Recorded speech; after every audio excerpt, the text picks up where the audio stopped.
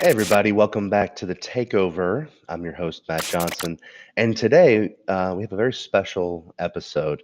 What we're going to be doing is I'm going to be sharing with you a breakout session that I am presenting here at the Net Plus Alliance annual meeting. We're out here in Phoenix, Arizona, and as I prepared for that breakout session later today, I thought I would run through it with just you, the audience of the Takeover, and we record the video and audio and play it back on the podcast. So happy to share this with you guys. I hope that you enjoy the content. The topic for today is called change muscle, and so the idea here is to generate the ability to adopt technology and to change and to pivot in our business in a way that helps sustain our goals in the long term.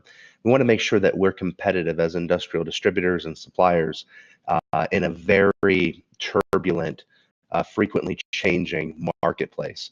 And so that's really the idea of today's conversation. So let me go over the agenda for the next 25 or so minutes with you guys.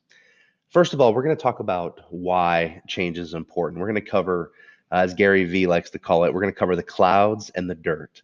So the clouds being the execution, the inspiration, and the motivation for implementing change in our business. So we're going to start with why, and we're going to cover, why it's so important to change frequently and to develop that change muscle in our business. And we're going to ask ourselves what and which areas, and specifically as it relates to our industrial supply business, do we need to implement significant change? And then we're going to cover the dirt, and that is the execution. We're going to go through 10 technology adoption tips that are going to be super practical and helpful advice for you as you seek to implement technology in your business. So if you're ready to go, let's get started. So as Simon Sinek says so aptly, start with why. And so we're going to start with why today, and we're going to ask ourselves, why is change so important?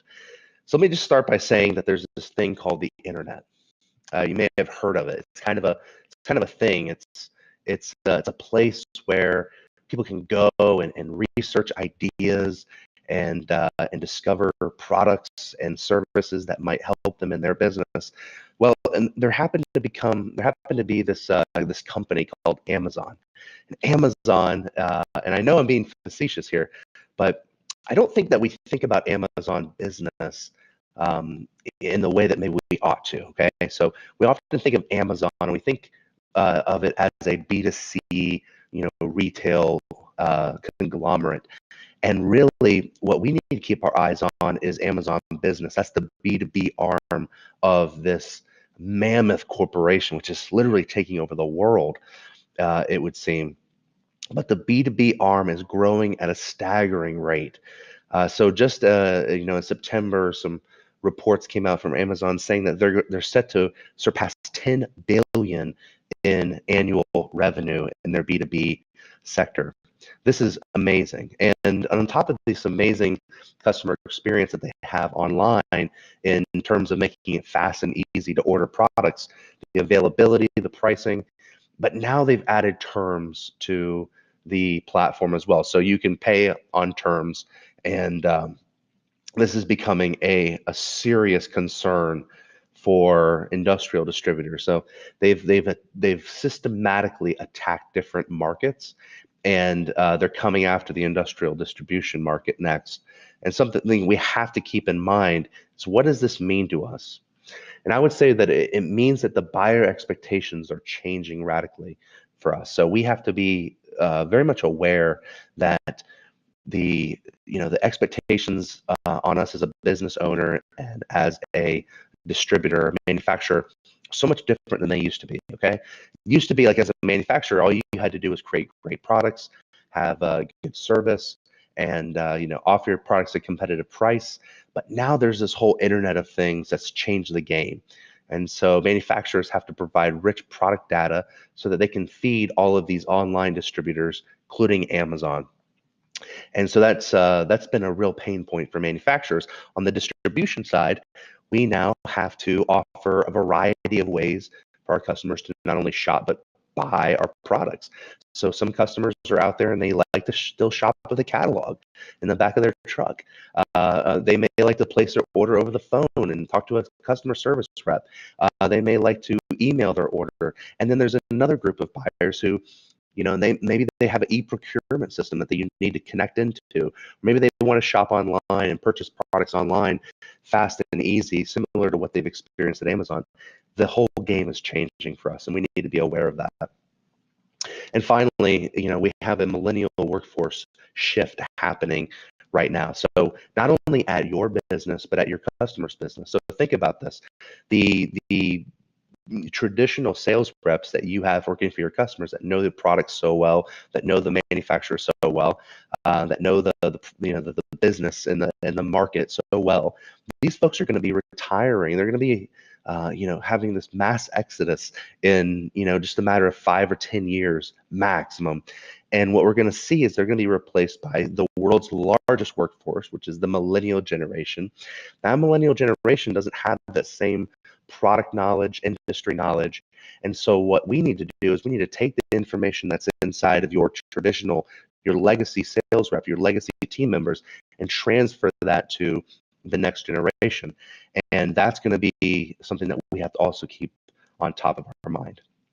So you can see that all of the disruption going on in the industrial distribution and supply chain, that we need to have the ability to change quickly and change frequently. And so that is why change is so important.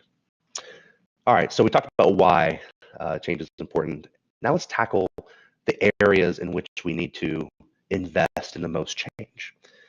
The first, I believe, based on the three reasons why I gave you that we need to make change. The first area I'd like to see us make changes in is the customer experience. Okay, so a lot of your customers are still operating with you. You're still operating with your customers the same way that you've done for the last 15, 20, 25, 30 years in some cases. And we need to be prepared for that new generation of buyers that are coming in, those new generations of customers. And so just like we can take a play out of the Amazon playbook, we need to create a better customer experience, which means we need better information at the product level. So our product detail pages on our website need to be more robust and more complete. We need better communication in terms of our inside sales team and our outside sales team, email marketing. We need a social media presence, and we need the ability to communicate our value proposition better than we've done in the past. And tying all of that into a sales and marketing and customer service flywheel, which takes the friction out of that customer experience, is extremely important. And so we're going to talk about some ways to do that with our technology, but that is one of the areas where we need to see the biggest change. Secondly, we need to think about our digital marketing. So if you're a distributor, or a marketing, or a manufacturer, we need to start thinking about our online presence as its own channel, its own branch. And so we're using the word online branch very specifically here to refer to the online marketing and sales channel of your business. So we need to develop that branch. We need to invest in that branch as if it is a highly valuable piece of real estate that we're going to develop, which it is. And so that's the second area. And then finally, process improvement. It's amazing how many times I've talked with successful distributors and suppliers in the industrial supply chain marketplace. And I've talked to them and I found out that we really don't understand how we even do business. It's not documented. We don't have our processes laid out. We don't have, accountability charts drawn out for the organization. And we don't communicate that very well, both internally to our employees and our new hires. And we cannot create, impactful, positive change if we don't first understand how we're doing business now. Okay, so those are the three areas in which we need to we need to start investing in significant change. So I'm going to go through some questions here, and these questions are not intended to shame you. They're not intended to embarrass you. They're not intended to frustrate you. I don't want them to leave that taste in your mouth. So what I'm really hoping that these questions do is they trigger you to go back into the work place and dig around and dig a little deeper and do a little research, and perhaps this is going to cause us to implement some change in our business. So here's some questions around customer data. Okay, so customer data questions. My assumption, my theory is that you don't know your customers nearly as well as you think you do. So many of you have gone out there and you've sold to your customers. You've been on the ground with them, boots on the ground sort of mentality. You've walked in their shoes. But I still don't think you know them quite as well as you think you do. Case in point, countless distributors that I've worked with in the business, the sales reps actually own all of the customer records. So they own the customer relationships, but not only that, but and we want them to own the relationships. I mean, that's their job, but they also own all of that customer data. In other words, the company, the brand, the corporate entity does not own the company, the customer records, the sales reps do. And that's a big problem, because what happens when the sales rep gets an offer at one of your competitors or decides to jump ship and move to a different business? Those customer records are taken with them. And unfortunately, I've seen a ton of market share transfer go on simply due to sales reps who take customers with them to their new jobs. Another question: what do your customers buy from you, or what do your customers buy from someone else that they could be buying from you? This is an important question to ask, and most of the time we don't have this data because we're not asking the customer, and we're not tracking this data, and we're not pulling it out of our software. Which channels do they use, and which channels do they prefer when it comes to shopping and buying? I think we make a lot of assumptions in that. We make an assumption that our customers don't want to buy online, so we don't invest in a website. Or we, on the flip side, we go too far and we say they only want to buy on the website, and we don't offer like a shopping experience via a catalog or an e-procurement system or something like that, which could make a huge difference, could lead to massive gains in revenue. But we don't know because we didn't ask. How often do they make a purchase? This data exists in your ERP systems, in your QuickBooks, or whatever else you're using out there to track things. But we're not pulling this data and we're not making it useful to us. And finally, how satisfied are they with your service? I mean, a lot of us are scared to death to ask our customers that hard question about how are we doing? Are we serving you well? But we've got to become courageous, and we need to go ahead and ask those questions of our customers so that we can take that information, bring it back to you into the strategic leadership, and then implement change out of that data. All right, so next thing we're going to talk about is some online branch questions. Okay, so like I said, we need to start treating your website and your digital marketing like it's its own branch. So my question is, if we do think of it like that, and we are assuming that this is a valuable piece of real estate, and this is a place where we have to own and we have to commit to it 100%, because all of the data out there shows us that more and more customers are choosing that online Amazon B2B type customer, type purchasing experience, then we need to get serious about this online branch. So my question for you is, who is the GM, or who is the owner of this online branch? There's got to be somebody who is responsible for driving change and driving results at this branch. Just like in the old days, we used to do yellow pages. Today, people are searching for your products on search, on Google search, on Bing search.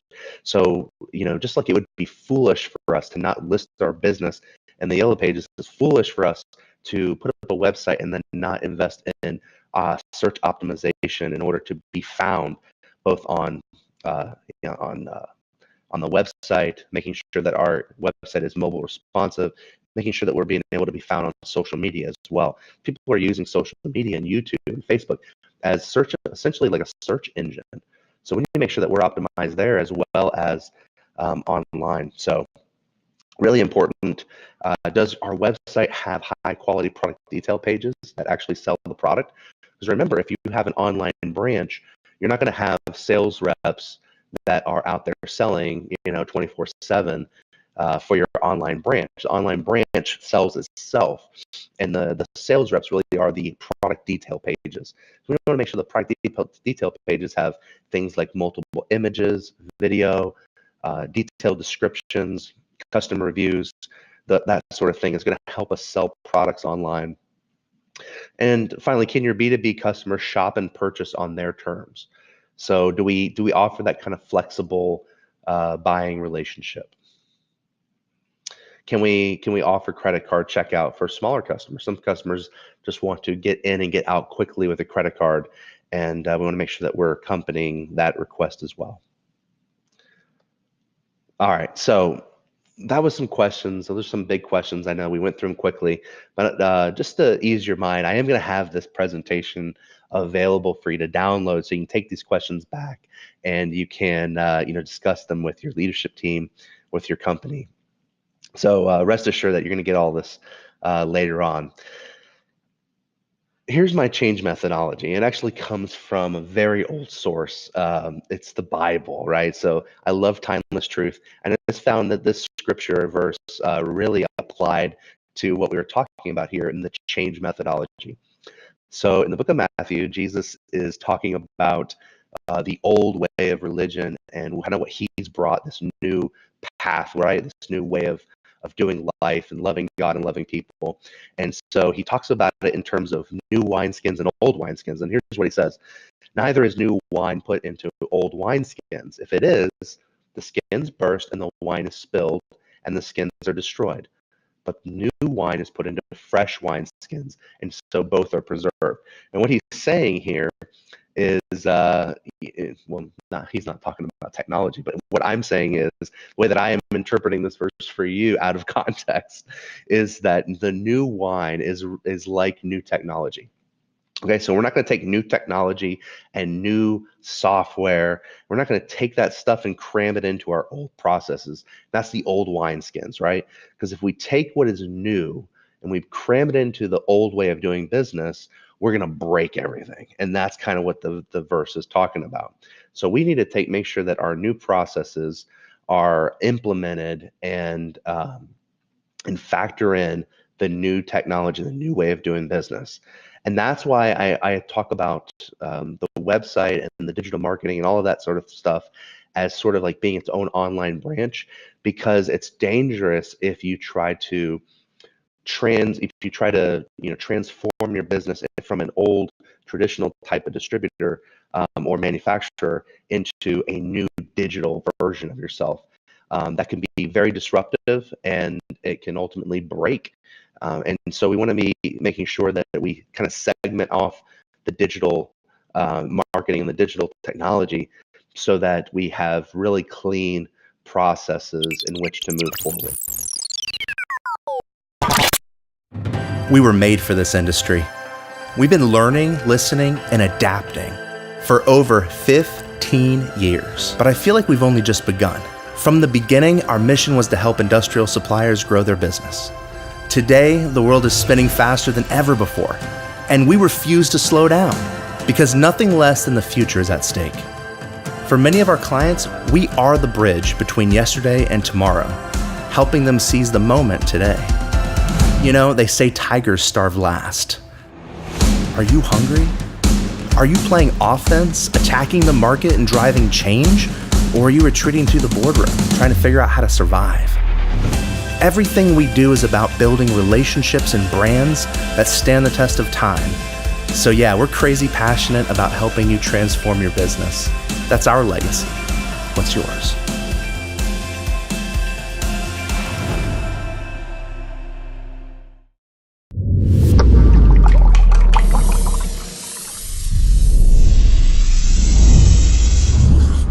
When ordinary signage won't do, armor up with a protection that's powerful enough to survive any environment. Duck Armor by AccuForm. Designed to protect against scratches, scrapes, and impacts. Built to endure damaging chemical washing, graffiti resistant, and able to withstand UV yellowing or fading, plus cold weather cracking. Duck Armor is the original liquid laminate coating, pioneered by AccuForm. Don't fall for a decoy. Get Duck Armor. We don't send strongmen into battle without armor. Get the sign coating you know will last against harsh abrasions, tough chemicals, taggers, and extreme environments. Duck Armor is tough enough for scratches, scrapes, impacts, weather, washing, sun, graffiti, and... What are you doing? Oh, I was just gonna... What? No. Why would you do that? Like all liquid laminate signs, Duck Armor's ultra-hard surface cleans easily, like water off a duck's back, and it withstands tough conditions, keeping your sign and message clear. But only Duck Armor can protect more than your signs, with over 90,000 products armed and ready. Not like that. Don't pay for protective coating on cheap sign material. Duck Armor gives you superior coating on premium signs at no extra cost. All the protection without the bill. Your facility deserves the best protection on the best signs. Durable and resilient. Light as a feather. Duck Armor has you covered.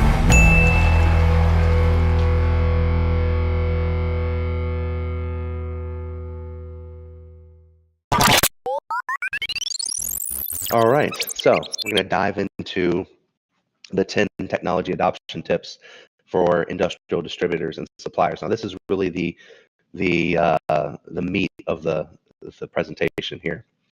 So we're going to go backwards in the list from 10 to 1, kind of a la David Letterman style. We're going to go through the top 10 list this way. So starting at number 10, we're going to assign one champion and only one champion. So when you have too many cooks in the kitchen, that is a recipe for disaster. So what I mean by this is that you need one champion to manage your technology initiative. And here's what I'd say too, is that your existing leadership is probably not the right place to look, because your existing leadership is going to be stuck in thinking about the business in the old way of doing things. Okay, so it's almost preferable to have somebody from the outside come in who doesn't really understand your business, but understands technology and can adapt and apply the technology to the business as they learn about both at the same time. And so what I actually recommend is finding a young, organized, driven, up-and-coming individual in the organization and give them space. So if there's somebody who's in the organization you really like, they're smart, they're tech savvy, they have a drive, they're competitive, this is the kind of person that I would put in charge of your technology initiative. The other thing I would say is consider compensating them by merit. So give them a goal and a budget and a timeline, and then reward them, compensate them for hitting those goals and achieving the desired outcome. Number 9, document your process. So you've heard me talk about it already, and I'll say it again. So important to document your process. Do you have a playbook for every area of your business? Very few companies do this, and to be honest with you, it's something I'm working through diligently right now in my own agency. And it's super important to have a playbook for the different areas of the business, because there's usually one or two people in the company who understand how things work. They understand the supply chain, they understand delivery, they understand sales or marketing. But what happens when Sally in the front office slips on a banana peel? God forbid that happens. And but I'm nervous that Sally has all of this information up here in her mind, but we don't have that information documented so that we can bring somebody in, plug and play them into our system, and keep moving forward. Most importantly, as it relates to what we're talking about today, how will you know where you can optimize with technology if you don't know how you operate now? Okay, so in other words, you cannot figure out how to go faster if you do not know how you're moving at your current rate. So you have to have some baseline documentation in order to optimize and perform better. You cannot scale your business without a documented process. Here's what I would say. You have to think about your business, as small as it is, if it is a 1 branch business or if it's 12 branches, you need to think about it like you were building an empire.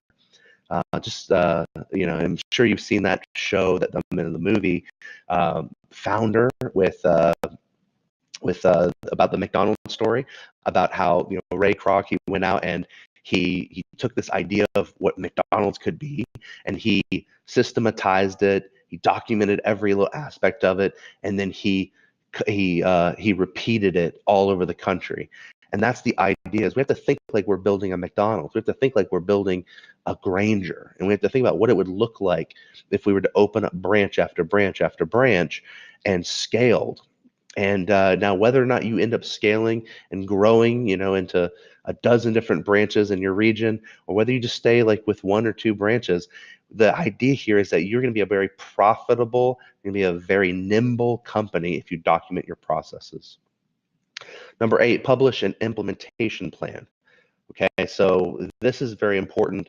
If you are going to invest in something like an e-commerce platform or a CRM or an ERP system, the idea here is to print your implementation plan on a giant board and hang it up in a very public place.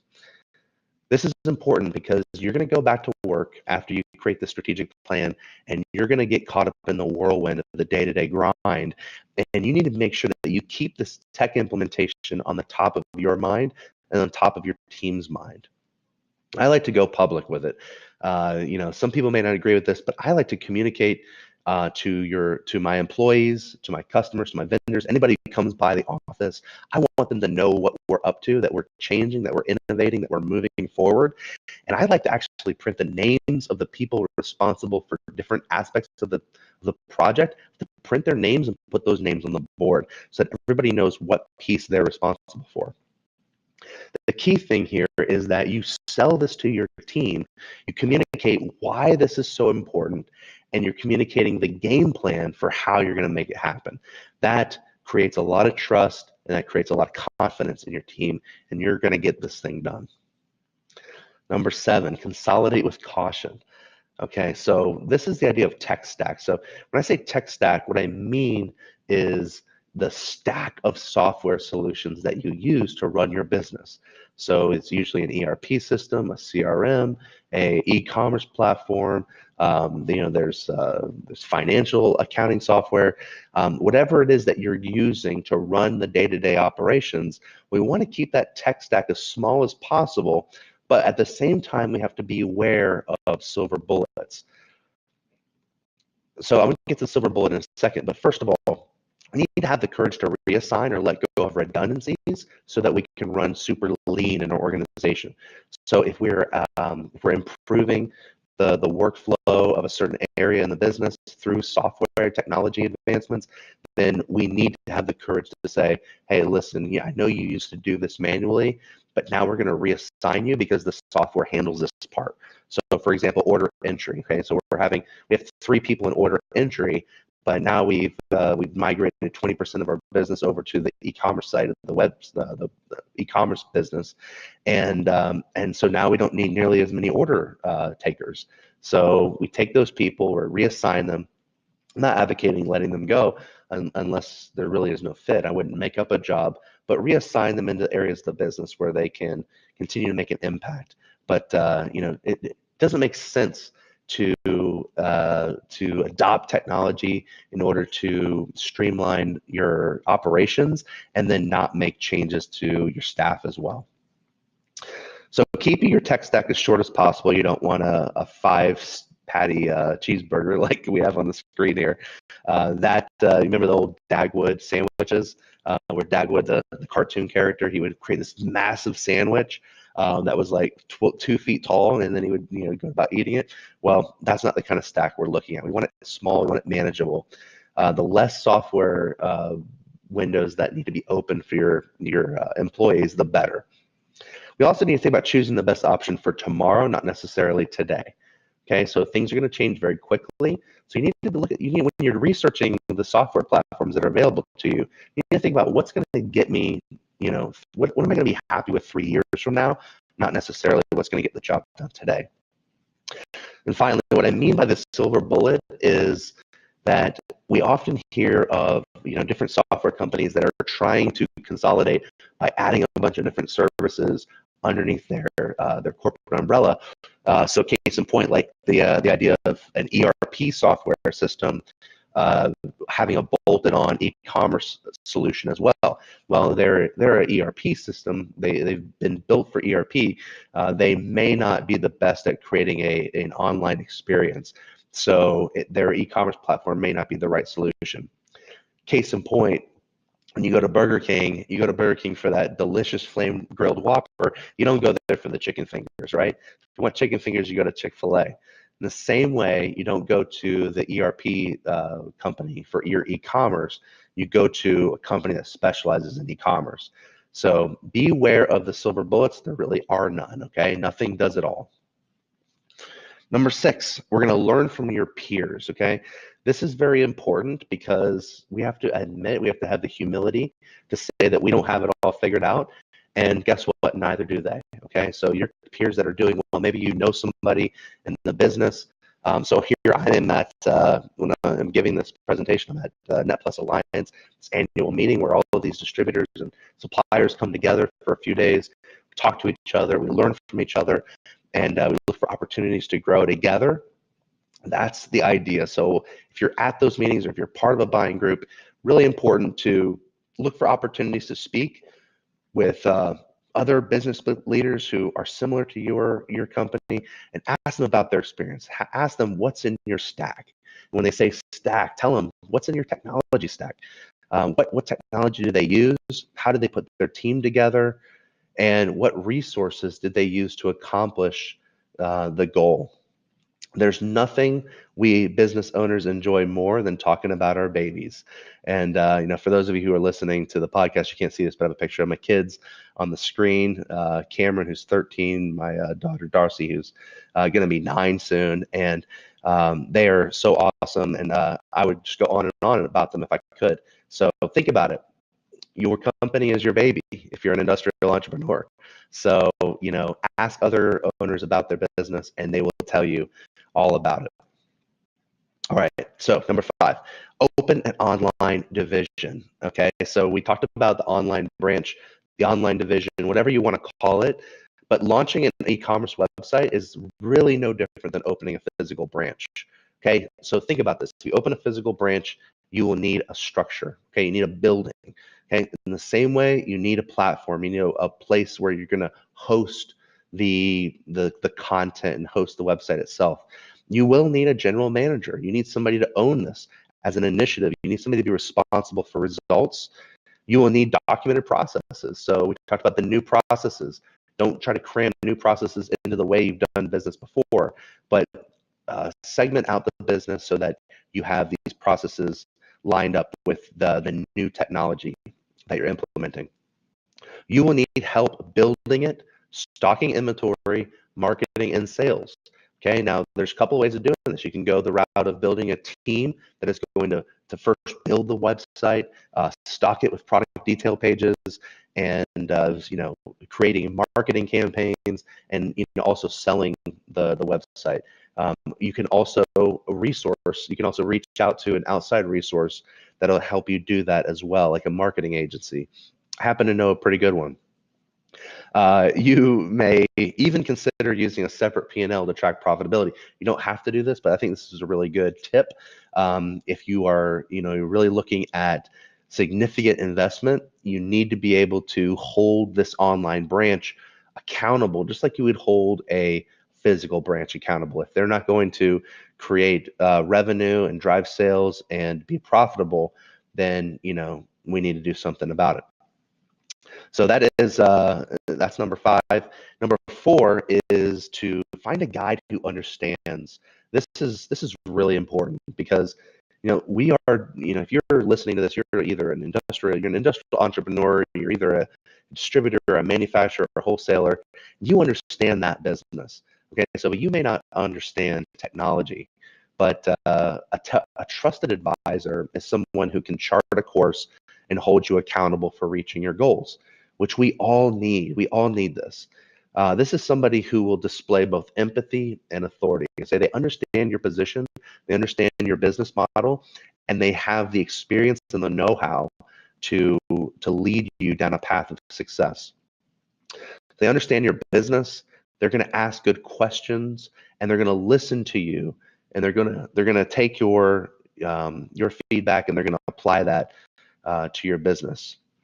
This is somebody who puts together an articulate plan. This is a plan that will, lead you to the outcomes that you need.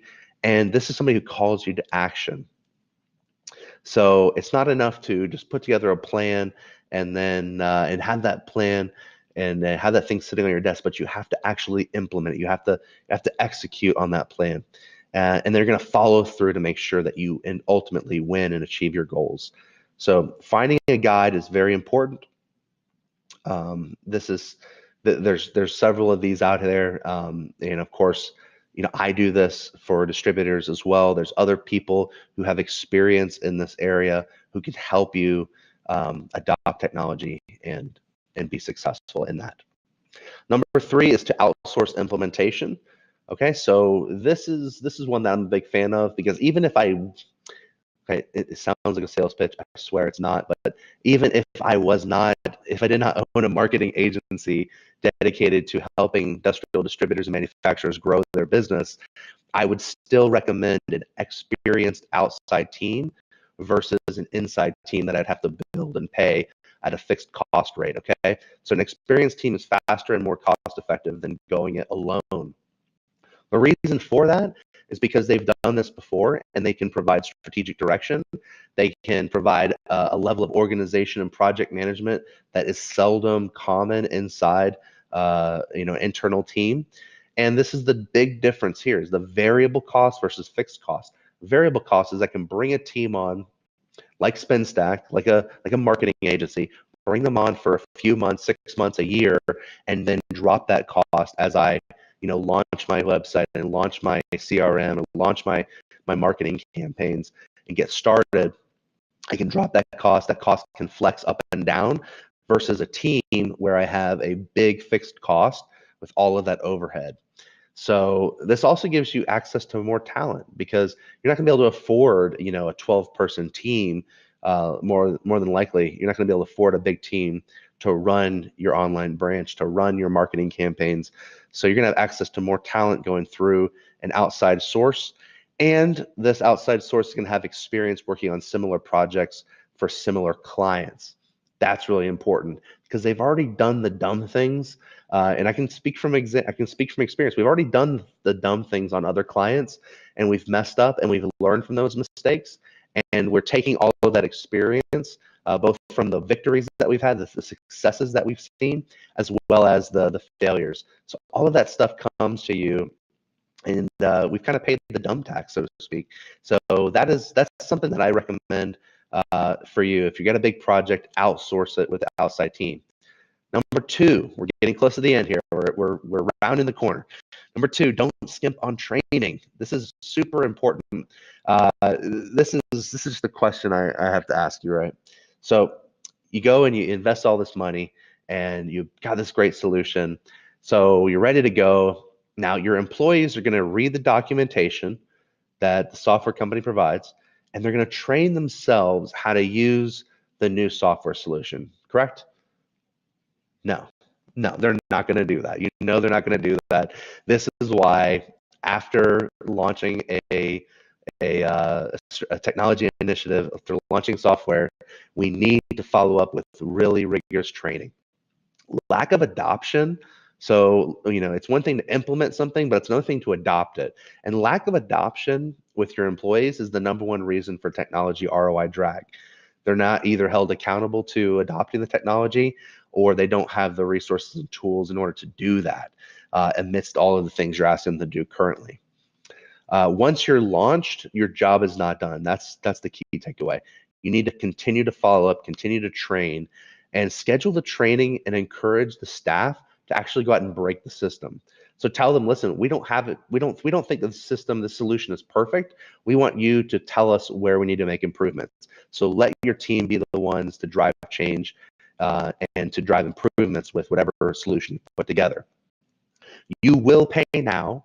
So you will invest in the training, you will hire the trainers, you will make time in the workday of your employees to train, to become very proficient at the new system, or you will pay for it later. It's as simple as that. You're either going to pay for it now or pay for it later. And we want you to make sure that we want to make sure that we get the most ROI as possible out of this new technology solution. So that's why training is so important. Now, we're here at the end, the last one, exercise your change muscle. And that's really what the whole theme is about, is exercising that change muscle. This is critical, guys. Going back to the why. Remember the why? Amazon Business. It's coming. It's changing the buyer expectations. And we have a new millennial workforce and all of the changes that are happening in that area. We have to make change a competitive advantage, and we need to improve your ability to pivot and pivot quickly. So what do you know about working out, right? What do you know about growing muscle? Here's the key, guys. You have to take your muscle past failure in order to really grow. Okay, so you have to literally rip the muscle fibers inside of the muscle. And then what happens is you get the failure, you rip your muscle. I'm not saying like tear muscle and injure yourself, but I'm saying really go to your point where you can no longer do another rep, and then your body will heal itself and it'll make you stronger.